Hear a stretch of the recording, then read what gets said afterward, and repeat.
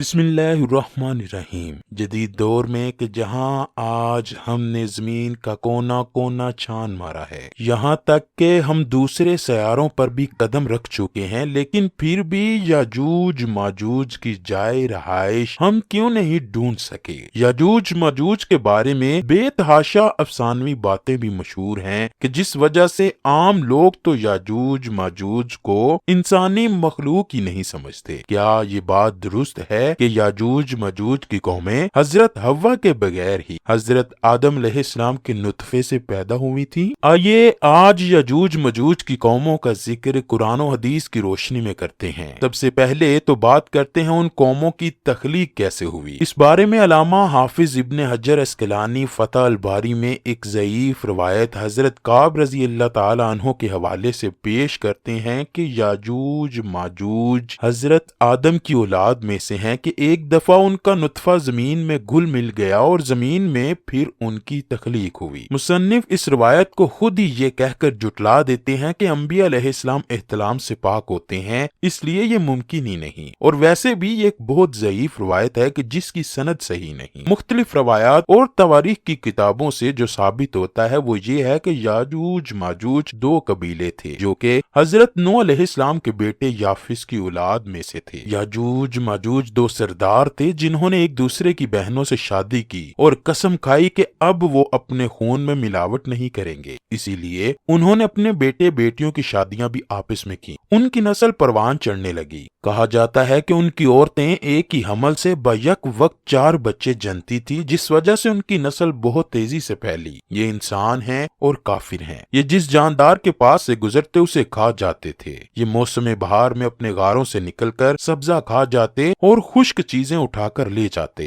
ان کے پنجے اور دانت درندوں جیسے، ان کے بال اتنے لمبے کہ جسم چھپا لیتے تھے۔ اس وقت بھی دنیا میں ہماری آبادی کے ایک انسان کے بدلے میں یاجوج ماجوج کی قوم کے 10 افراد موجود ہیں، یعنی یاجوج ماجوج کی قوم ہم سے 10 گنا زیادہ ہے۔ صحیح بخاری کی حدیث نمبر 3348 کی روایت ہے کہ نبی کریم صلی اللہ علیہ وآلہ وسلم نے فرمایا، ہر 1000 میں 999 جہنمی ہوں گے، تمہیں بشارت ہو وہ ایک آدمی تم ہی میں سے ہوگا اور 1000 دوزخی یاجوج ماجوج کی قوم سے ہوں گے۔ پھر نبی کریم صلی اللہ علیہ وآلہ وسلم نے فرمایا، اس ذات کی قسم جس کے ہاتھ میں میری جان ہے، مجھے امید ہے کہ تم یعنی امت مسلمہ تمام جنت والوں کے 1/3 ہوں گے۔ اس حدیث سے ہم اندازہ کر سکتے ہیں کہ یاجوج ماجوج کی تعداد کتنی ہوگی۔ تاریخی شواہد سے معلوم ہوتا ہے کہ لوگ شمال مشرقی ایشیا میں زندگی بسر کرتے تھے اور اپنے وحشیانہ حملوں کے نتیجے میں ایشیا کے جنوبی اور مغربی علاقوں پر مصیبت برپا کرتے تھے۔ بعض تاریخ دانوں نے ان کے رہائشی علاقے کو ماسکو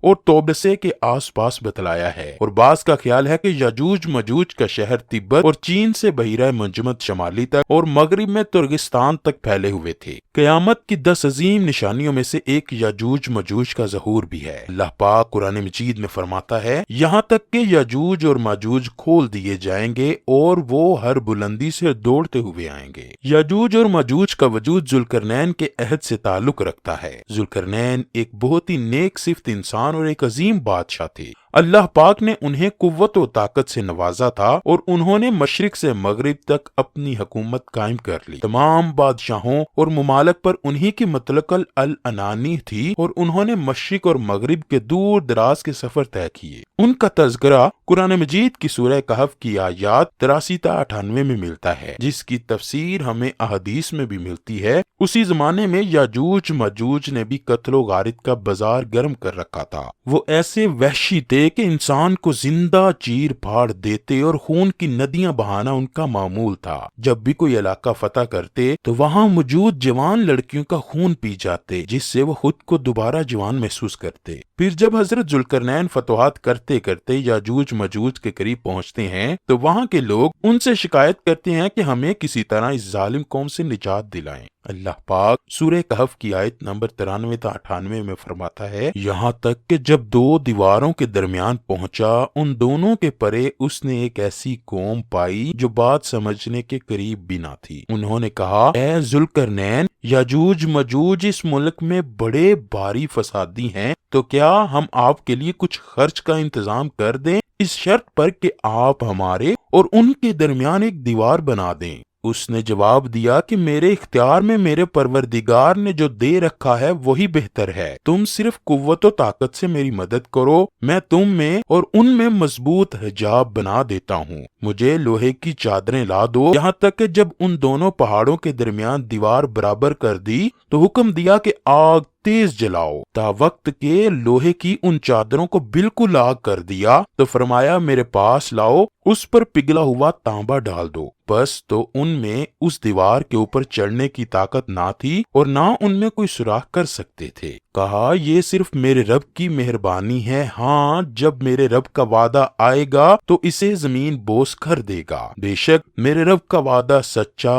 اور حق ہے۔ ناظرین گرامی، اب آپ یہ تو جان چکے ہوں گے کہ یاجوج ماجوج کو کس نے اور کیسے قید کیا، لیکن سوال اب یہ ہے کہ وہ کب اور کیسے اس دیوار کو گرا کر باہر آئیں گے۔ اس بارے میں ابن ماجہ کی حدیث نمبر 4080 پیش کرتے ہیں۔ حضور علیہ الصلوۃ والسلام نے فرمایا، یاجوج ماجوج ہر روز اپنی دیوار کھودتے ہیں، یہاں تک کہ جب قریب ہوتا ہے کہ سورج کی روشنی ان کو دکھائی دے تو جو شخص ان کا سردار ہوتا ہے وہ کہتا ہے اب لوٹ چلو، باقی کل کھودیں گے۔ پھر اللہ پاک اسے ویسے ہی مضبوط کر دیتا ہے جیسی وہ پہلے تھی، یہاں تک کہ جب ان کی مدت پوری ہو جائے گی اور اللہ پاک ان کا خروج منظور ہوگا تو وہ عادت کے مطابق دیوار کھودیں گے۔ جب کھودتے کھودتے قریب ہوگا کہ سورج کی روشنی دیکھیں تو اس وقت ان کا سردار کہے گا اب لوٹ چلو، انشاءاللہ کل کھودیں گے، اور انشاءاللہ کا لفظ کہیں گے، چنانچہ اس دن وہ لوٹ جائیں گے اور دیوار اسی حال پہ رہے گی جیسے وہ چھوڑ گئے تھے۔ پھر وہ صبح آ کر اسے کھودیں گے اور اسے کھود کر باہر نکلیں گے۔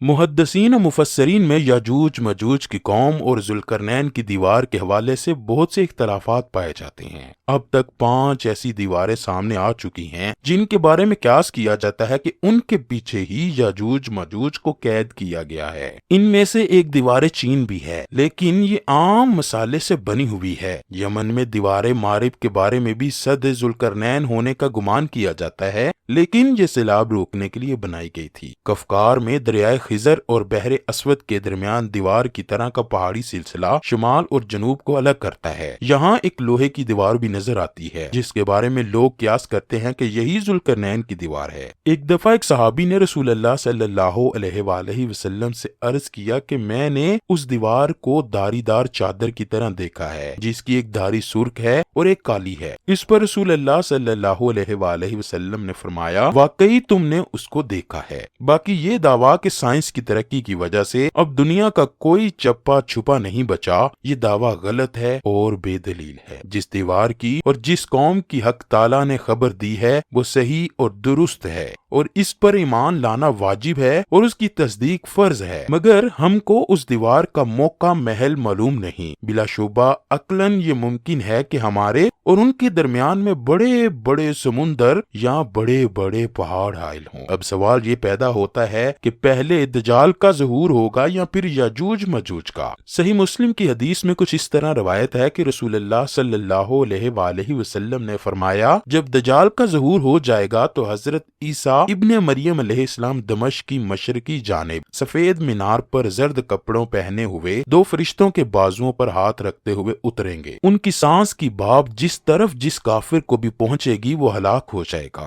حضرت عیسیٰ علیہ السلام دجال کو باب لد کے مقام پر قتل کریں گے، پھر اللہ پاک کے حکم سے حضرت عیسیٰ مومنین کو کوہ طور پر لے جائیں گے، کیونکہ اس وقت یاجوج ماجوج کا ظہور ہوگا جن کو کبھی شکست نہ ہوئی ہے۔ یاجوج ماجوج ہر بلندی سے پھیل جائیں گے۔ جب یاجوج ماجوج ظاہر ہوں گے تو اتنی زیادہ تعداد میں ہوں گے کہ ان کا پہلا گروہ ہی بحیرہ طبریہ کا سارا پانی پی جائے گا، اور جب ان کا آخری گروہ بحیرہ طبریہ پر پہنچے گا تو وہ گمان کرے گا کہ کبھی یہاں پانی ہوتا ہوگا۔ زمین کو فتح کرتے کرتے وہ بیت المقدس تک پہنچیں گے تو کہیں گے ہم نے ساری دنیا فتح کر لی، اب آسمان کو بھی فتح کیا جائے۔ تو وہ آسمان پر تیر پھینکیں گے جو خون آلود ہو کر واپس آ جائیں گے، تو یاجوج ماجوج کہیں گے ہم نے تو آسمان بھی فتح کر لیا۔ دنیا میں قحط پڑ جائے گا کیونکہ وہ سارا پانی پی جائیں گے اور ساری فصلیں کھا جائیں گے۔ پھر حضرت عیسیٰ علیہ السلام اور ان کے ساتھی جو کہ کوہ طور پر محصور ہوں گے وہ اللہ سے دعا کریں گے تو اللہ پاک حضرت عیسیٰ کی دعا قبول کرے گا، تو یاجوج ماجوج کی گردنوں میں ایک کیڑا پیدا ہو جائے گا جس سے ساری قوم ہلاک ہو جائے گی۔ ہر طرف یاجوج ماجوج کی لاشیں ہوں گی، گندگی، بدبو اور خون کی ندیاں بہہ رہی ہوں گی، یہاں تک کہ زمین پر پیر رکھنے کو جگہ نہ ملے گی۔ تو پھر حضرت عیسیٰ علیہ السلام اللہ پاک سے دعا کریں گے تو اللہ پاک بڑے بڑے پرندوں کو بھیجے گا جو ان کی لاشوں کو اٹھا کر کہیں دور لے جائیں گے جہاں اللہ پاک کا حکم ہوگا۔